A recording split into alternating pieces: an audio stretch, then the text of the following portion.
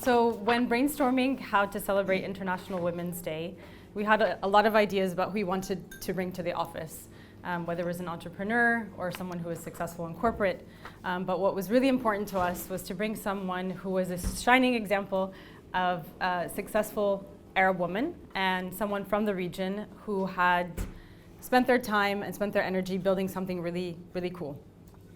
And so the theme for this year's International Women's Day is Balance for Better. And we couldn't think of someone better to have to talk about this theme than Sara Abdullah. Sara is the founder of MakookyWorld and is a successful entrepreneur from the region, has moved from corporate and has built her own business in quite a short amount of time. MakookyWorld is a platform for children. There's children's content in the form of, there's an app, there's a YouTube channel, and it's an interactive platform that is all in Arabic. And what's really fantastic about it is that there are a lot of social messages that are being conveyed through this platform. So I'll turn it over to Sara to talk a little bit more about her journey and MakookyWorld specifically. You are the chief writer, and the content is very dear to your heart. So I wanted to first start out by understanding why Makooky and what it means to you. First of all, thank you very much for having me here today. It's an honor, especially on Women's Day. I take pride in that, so thank you. Why Makooky? Because it's all about stories and storytelling, and storytelling has always been so dear to my heart. I think that since the beginning of time, people came together around the fire at the time because of storytellers who always had something to say. And I think about all the stories that were told that at a certain point in time were seen as superpowers, like people crossing seas or climbing mountains or even flying. And I think about how those ideas were transformed into words, and how these words, with the repetition of them, and when they're told over and over again, allow one person to take a step forward and turn them into action. And I think the power of stories comes from here. It's the fact that an idea can become a word and a word can become an action is why I find it so magical. So for a very long time, I appreciated that. I wanted to tell stories. I wanted to tell stories that are dear to my heart, that can possibly create a change. And what better way to create change than start with children? Because they are the adults of tomorrow. So if we want to aspire to something, we start young. And that's where the idea of creating content for children came from. I come from a corporate background.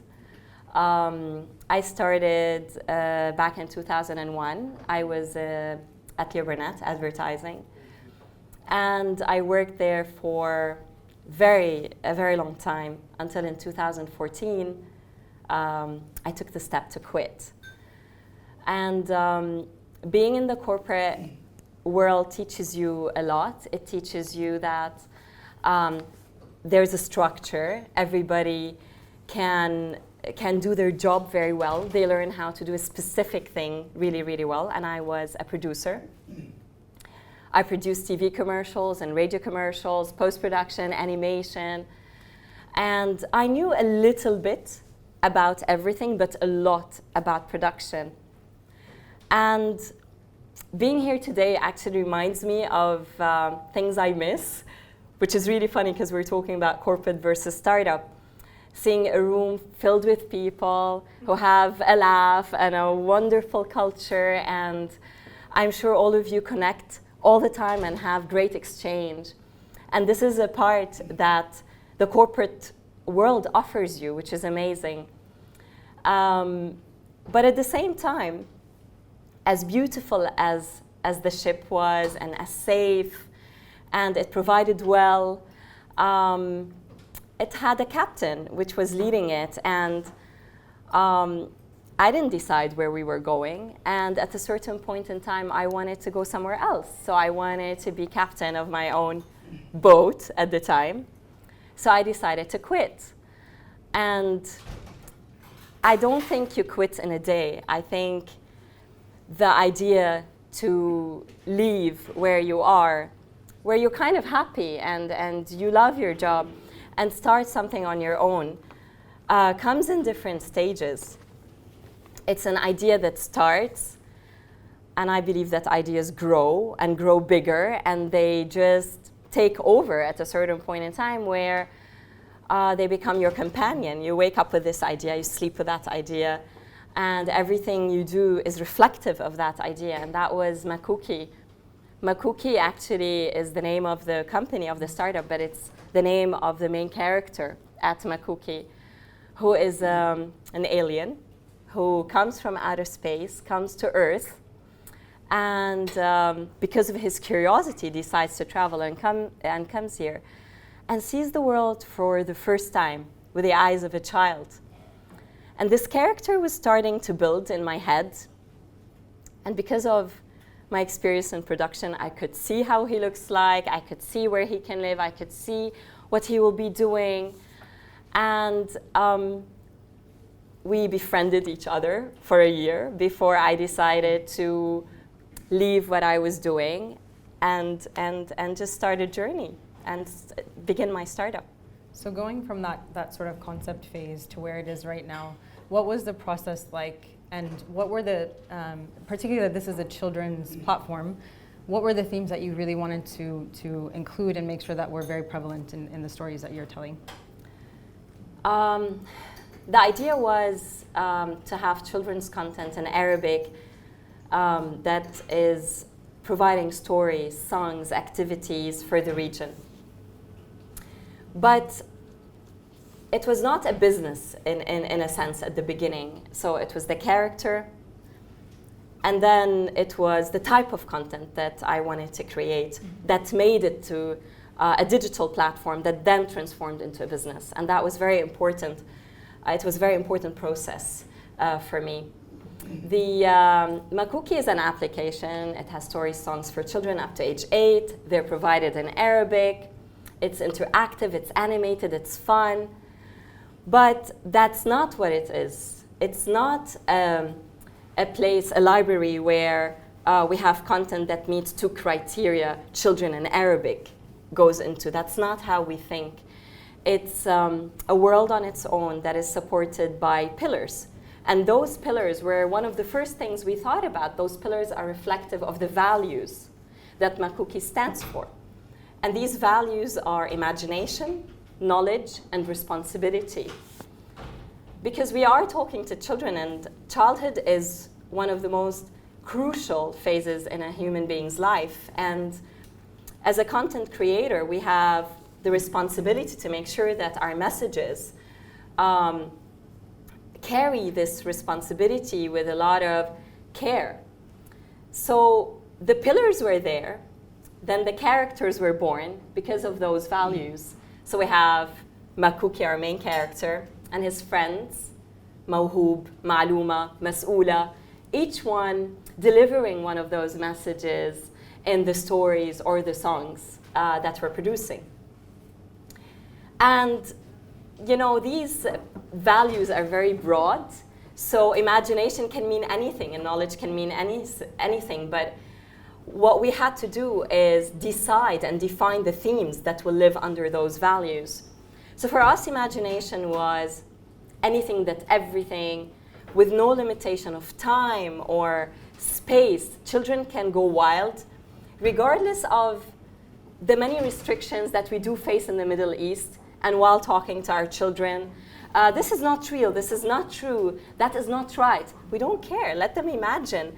There is nothing right with an idea. Ideas can be anything, and they can be transformed into reality, and that was the first concept. Knowledge for us needed to stay away from preaching and teaching and education in that sense. Knowledge for us was showing journeys through storytelling of trial and error, failure, observation, And that's how children learn. And that was the knowledge that is being collected. Responsibility we spent a lot of time on because, again, being in the Middle East and speaking to Arab parents and Arab children, a lot of the responsibility values are derived from our traditions, from our values, especially in this part of the world. And what we wanted to do at Makooky is give it a broader look and feel. We wanted to treat children as responsible human beings and global citizens. So the subjects that fell under responsibility in our stories were not about just respecting the elderly and being kind to the young and being, doing your homework or anything. It was responsibility towards oneself, health, well-being, eating healthy, nutrition, sports. That's under responsibility for us. Responsibility towards the creatures who we live with, the animals, the plants, the trees, the environment, that fall under responsibility. And most importantly, responsibility towards our dreams, our aspirations. So also within the content creation, we are very keen on representation. And I'm very happy, it's Women's Day. And at Makooky, we take pride at fair representation of both males and females in our stories and our songs. Because I don't think that stories and content needs to be only reflective of the culture you're in, but also has to be aspirational to where you want to be and where you want to arrive, especially when you're working with children. So we just released actually a collection of professions, what kids can be when they grow up. And I'm very happy because we had a ballerina story and it had males and a girl and a boy, because we often forget boys when it comes to dancing. And it might not be the most acceptable thing now, but there are male dancers, there are boy dancers, and we have to celebrate them and encourage them and accept that this is a choice they're making. We had a girl judge, and it exists, it's there, they're a minority, but girls and boys have to look at those stories and find it normal. We have to normalize what we want to get to. And it's our job as content creators. If we want something to happen in the future, we have to make it normal today, visually. We have to hear it, we have to say it, we have to repeat it. We have a girl astronaut. I think it exists, but we want to aspire to have more. And that's how we deal with content in MakookyWorld. And have you found that there's reception to this, to portrayals of things that are not traditional in our part of the world? Yes, there's more reception than we think. I think a lot of our reaction to the market is based on assumptions of what is based on what exists. So we look at what exists and then we say, that's what the market wants, that's what the market needs, that's what the market likes. But that's not it. Give them what they didn't see, and and then you'll know whether they are receptive to it or not. And they might not be now, but it's happening, it's a reality. So do we just keep ignoring it, or do we take responsibility in participating and contributing to change? Because it is up to us to create this change. Absolutely. And allow the educators to have tools to provide this visual normalization of change. Absolutely. Absolutely. So I want to go back to this concept of being the captain of your own ship, because I think that's something that each of us individually, whether we're working in a corporate environment or thinking about starting our own thing, it comes to mind. And maybe talk to us a little bit about your journey towards actually taking that step and thinking about what it is that you truly wanted to do, realizing what your passion was, because it's a challenge I think a lot of people face. Yeah. So I knew I wanted to start Makooky, and my experience was heavy on writing, on production, and I had to create something that I can that can turn into a business, because I wanted it to live on a digital platform, because I wanted to change as much as I can, and because this is the future, this is the world. and children love their apps, and it's interactive, and it's not a passive relationship. But getting there is a different story. So a lot of the founders of startups, as you may know, start their businesses because they love something. So somebody who starts an app about cars, for cars, is probably a car lover, but doesn't know much about finance or marketing or digital media or legal setups and so on and so forth. So it is very challenging, because when I had my idea and when I had all the content ready, and I worked with a developer to create actually a prototype, and I worked with an animator, and I put time and money into it. So for an entire year, I created a prototype of the app to be able to go to market and actually raise money. And that process is not very simple, because there's a lot of market research that goes into it. You have to know, you have to put the figures, you have to understand how much it'll cost, you have to put the figures in phases. I didn't know what the phases were. I had to ask for a lot of advice, for a lot of help. I had to know who's in the market, who are the major players, what are they doing, is it working? If it's not, why isn't it? So a lot of validation goes into place. But then raising money is a completely different story, because I'm a creative, I'm a content creator. I've done a lot of budgeting for production, but when you seek investment, you're kind of converting your words into a different currency. So I'm talking values, qualities, stories, change, social change. And you have people in front of you who are thinking money, dollar signs, profit, revenue, and you're not gonna win if you don't convert. You have to find a way to convert everything you're saying into a language that is investment friendly. Otherwise, it won't work. And that process alone was very difficult and very challenging, because it's not me, it's not my element, it's not what I'm good at. And it's a new field for me. So that's where I sought a lot of advice. I had hours and hours of rehearsals with friends who are very dear friends to my heart, but we're very good at doing that part. We role played.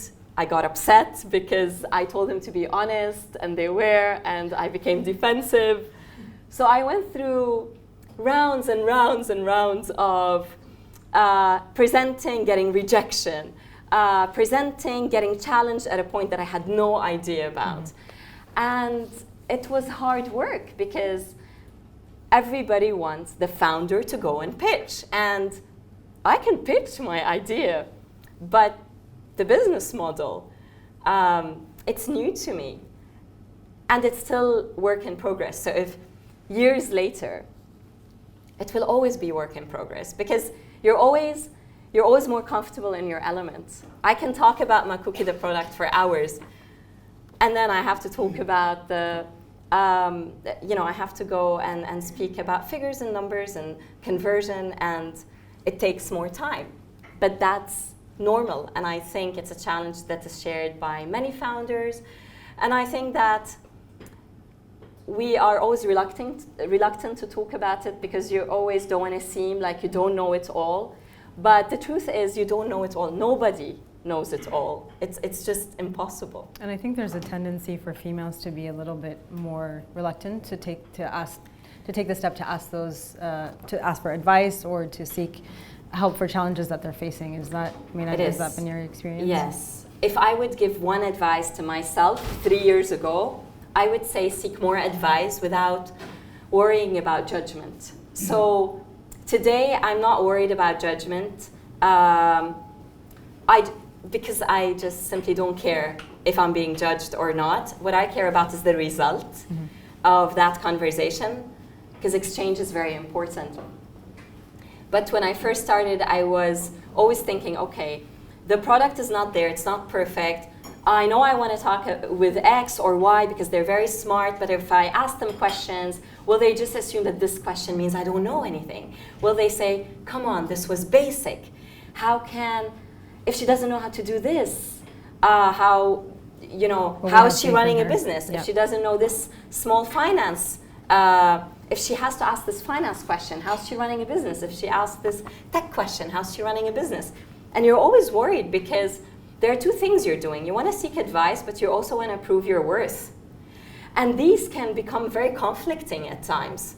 So there's always a conflict on whether will this give away and expose all my lack of knowledge, and is that smart to do? But my advice is do it. It's okay. One person can think you don't know anything, but what you get out of that conversation will make you know 50% more, and when you speak to another person, you would have known 50% more. Right. And that's what matters. Yeah. So speaking of challenges, I think everyone faces this to a certain extent, is balancing home life and / personal life with being a founder and having basically your work kind of follow you 24 hours a day. Yeah. So how do you do it? How do you? I don't have a balance. So there is no balance. I don't in my life. Because balance means things are equal, and things are not equal. My family comes first, and so I do find the term work-life balance a bit not, something that I go for.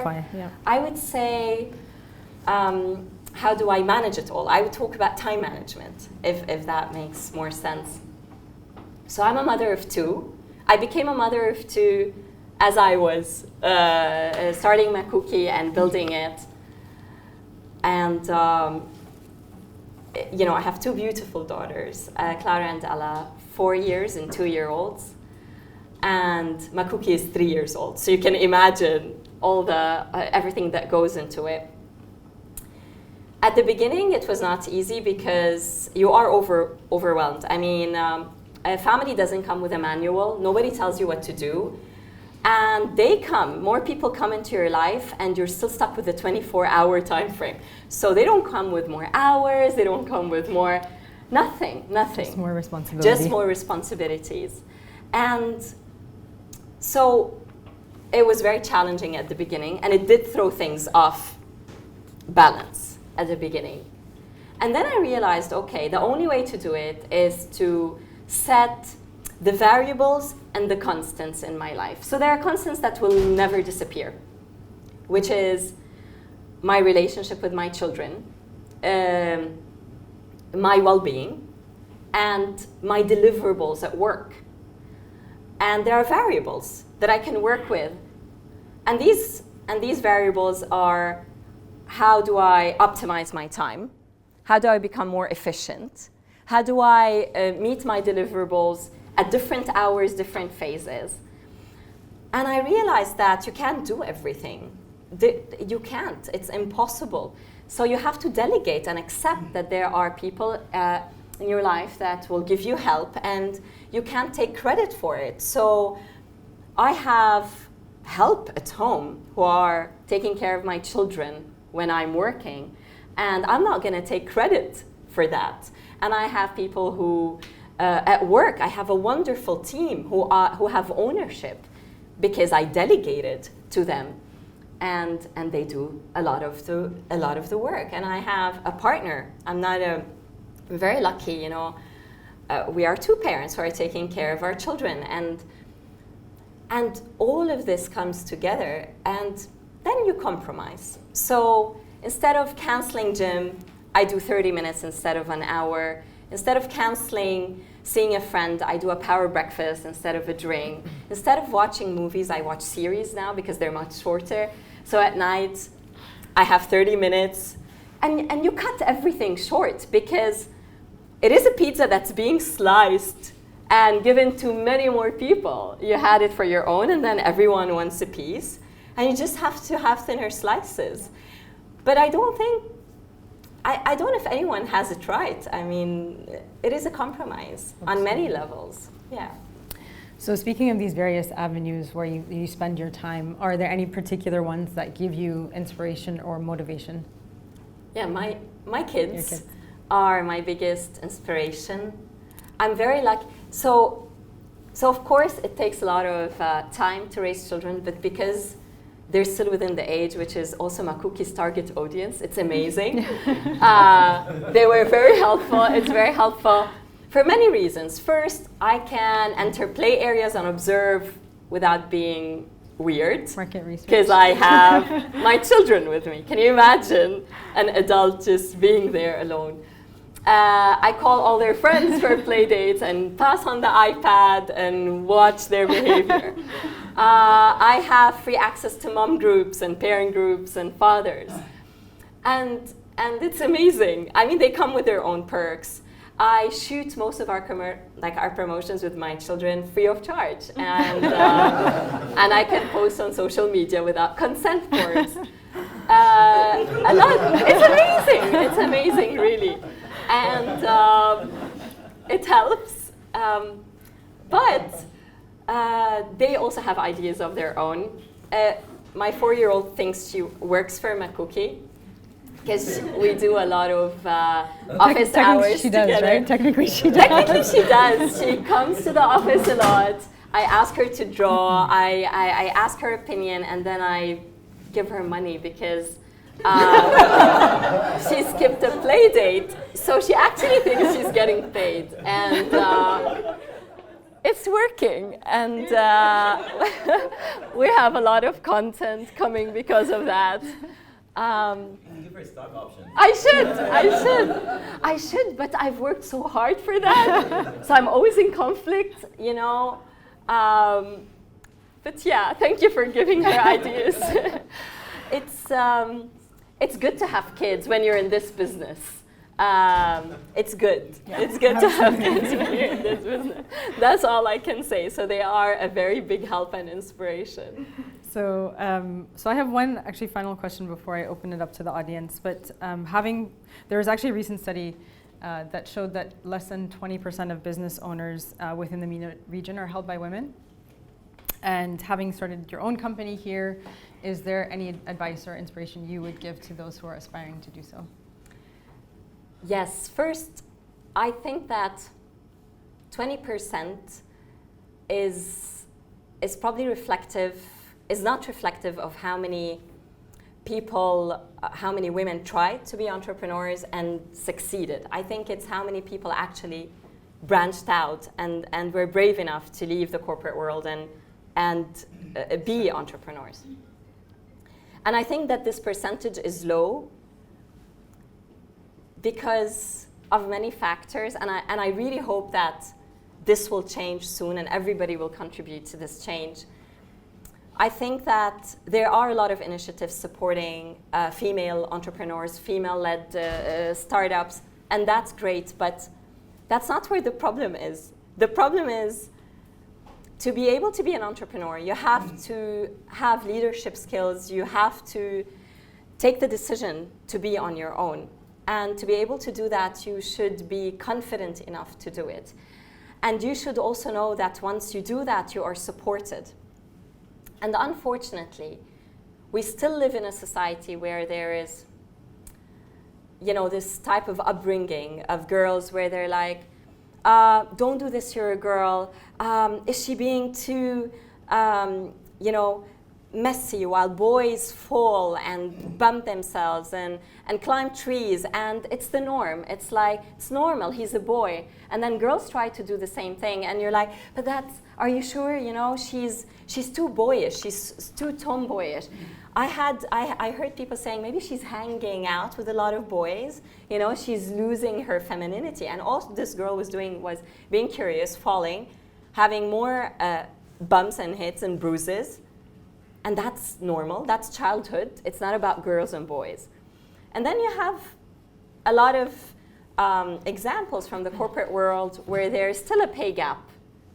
And there's still difference in the way women are promoted to what leadership positions. And most of the entrepreneurs don't just graduate and become entrepreneurs. They were working somewhere. And what they've been fed and trained to feel, they continue and carry. onto their journey in the entrepreneurial life. And also there's the bigger problem, which is the unfair distribution of responsibilities in families that is still existing in our society. Female parents and male parents are not expected to have the same responsibilities at home. And I'm not talking here about role segregation. I'm not saying a family unit who consciously decided we have a breadwinner and we have a primary nurturer. I'm talking about family units who have a male breadwinner, a female breadwinner, plus primary nurturer. How do you expect this woman or this female to do the same amount of work when given half the time that this male is doing or achieving? It is impossible. So until we are conscious of all of these factors and we speak up and talk about them and put our foot down and say, I am not going to be with a partner who does not do his share. I'm not going to raise my daughters, be with a cushion and a bubble, and I'm not going to give male attributes to positive things and female adjectives to negative things. And until the corporate world realizes and fixes its pay gap and gender opportunity problems, these numbers are not going to improve, no matter how many initiatives support entrepreneurs later on in life, really. Yeah. I think we have to go back to the basics. Absolutely. All right, we'll open it up to the audience for questions. Females, it's International Women's Day. Maybe no Any questions? No I questions? have one.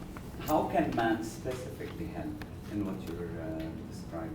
I mean, everyone has a role in improving what you're mentioning here. Can men do something more specific? Yes. To try to advance this? Yes, I think, first of all, thank you very much for this question. I don't think that isolation works in any way. I'll give you an example from Makooky, actually, because it is dear to my heart and I keep having arguments with everybody about it. A lot of children's, or forget children's apps in specific, a lot of brands who market for children speak to women only when advertising their products. And I'm talking about clothes, diapers, creams. I saw a diaper ad where they said that shuddi and fix it and shuddi sharit and they're excluding the father. Fathers never change diapers. I actually messaged them. And of course, because it's very important to talk about these things. So at Makooky, we never speak to mothers alone. We never, ever exclude fathers. We say, your children, atfalukum, do this, allimuhum. We don't say allimihum, which is something in Arabic where you speak to females only and exclude fathers. Men can do a lot. Men have to do a lot because this is not only a woman's thing, it's a men's thing. First of all, I think that men need to start from on a societal level and change definitions. So instead of calling raising your children not call raising your children babysitting, or not saying doing your part of the job helping your wife, because it's not a husband-wife department, it's a parent-parent department. Standing up for your colleagues at work. I think that if a male is aware that a female colleague of theirs is underpaid or deserved a promotion and didn't get it, they need to speak up as much as the women are speaking up. I think that management has to stop punishing women for the responsibilities they have in their social life and actually contribute to talking to men about how they have to do their share. So that problem wouldn't even exist. So a lot of corporations take the excuse of, yeah, but she might start a family, or she might have kids soon, and I don't think, will she be up for the job? Instead of saying that, how about telling all the fathers in the company, you have to leave early because, you have a job to do. I don't know at Google, you probably don't have these problems as many as other companies, but you'll be amazed. I've been exposed to so many men shying away from saying, I have to leave because I want to do chores. They say, I want to leave because I want to see my kids. While a female will say, I want to leave because I have bath time. Not many males will stand up and say, I have bath time. They will say, I'm seeing my kids. It's not a custody battle where you have viewership for your children. You actually have to actively stand up and say, that's normal, it's normalized. Men have a lot to do. And of course, just being good partners, colleagues, friends, it's very helpful. And changing our language. I have to insist on that because we do tend to use a lot of female adjectives negatively, and male adjectives positively. And I'm not going to mention what the words are. They're not very, probably censored. But we have to change our language. It's very, very important because actions follow words, and our words are very important. It's very, very important. So stand up for each other because we are in it together. It matters. Absolutely. Dina? Firstly, thank you so much for coming in and speaking today. I've really enjoyed hearing what you said. One of the core elements of gender diversity is to really understand what each side is going through. And it sounds like you're very knowledgeable. Can you share a little bit of insight about how you became so knowledgeable, what you do to increase your awareness? I'm a feminist at heart, so I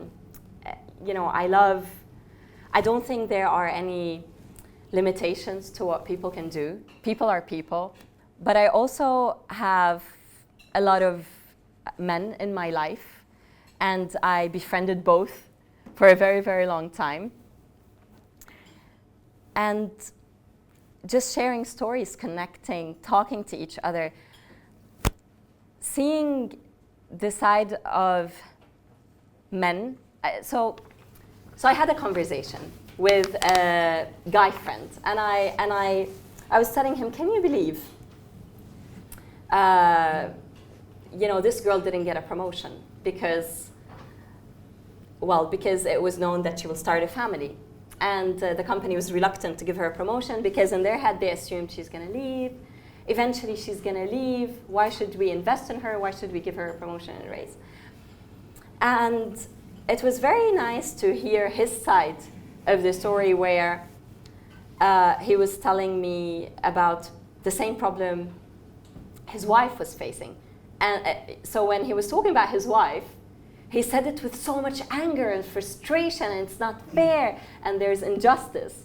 While when it happened at the company, he didn't have the same feelings. And just being able to see not that one person's point of view is not consistent, depending on what social role they're at, was very interesting. And it tells you that we have a separation between how we feel depending on where we are in our social roles. And maybe that is the problem. If we were a better integrated, if there was an integrated ecosystem where society, work, children spoke more to each other, we could find better solutions. It would be very helpful. But maybe from speaking both to males and females at work and friends, and seeing both sides of the same person speaking differently, and then bringing it to their awareness, or them bringing something to my awareness, and just continuous conversations, just conversing with everybody all the time. And I think there's one thing that is unique about you is that you're curious and that you don't necessarily settle for, you like to get your answers right. And I think that I can see you as a child probably asking a lot of questions. And Yes, I do like to ask questions. I do. I love debates, and they're very healthy, and they become heated, but it's always good to question something. Yeah, absolutely. Much do you have? Yeah. Yes, I have a question actually on the content space. So it's also a topic that's dear to us, but I'd like to get your insights on what you think the Arabic content landscape looks like today, And how do you see people in the region responding to your content? Like, are people happy? Do they want more? Like, what kind of feedback are you getting about the content that you're producing? So when we first started, and we started producing the content, the feedback was not always positive because our characters looked different. For example, Makooky, when Makooky started, he had horns. And my idea was, these are just satellite, receptors, and he's coming from outer space, and we started getting a big backlash on that. And we didn't realize that, okay, that was a big no, so we need to change it. Where we are today is definitely positive. We're getting good feedback on our content because we listen. We look at our comments, we look at our reviews. We get a lot of comments on our social media platforms. And we work a lot with academics to see what they would like in form of structure, so that we structure our content in a specific way that is age relevant. But we also work a lot with psychologists, nutritionists, emotional intelligence coaches for children, and we get their feedback and we produce accordingly. So there's always a conversation about why are we producing this content, because for us it has to be content with purpose, be it educational or entertaining. And we look at the purpose before looking at just a piece of content. In terms of where the Arabic content is today, I think a lot of effort is being done. Everybody's upping their game on every level, be it the creation, the content itself, or the production. The quality of the content is getting better and better because we are working with a market that has exposure to international content, and the quality is wonderful, and the content itself is so studied, and a lot of research has gone behind it.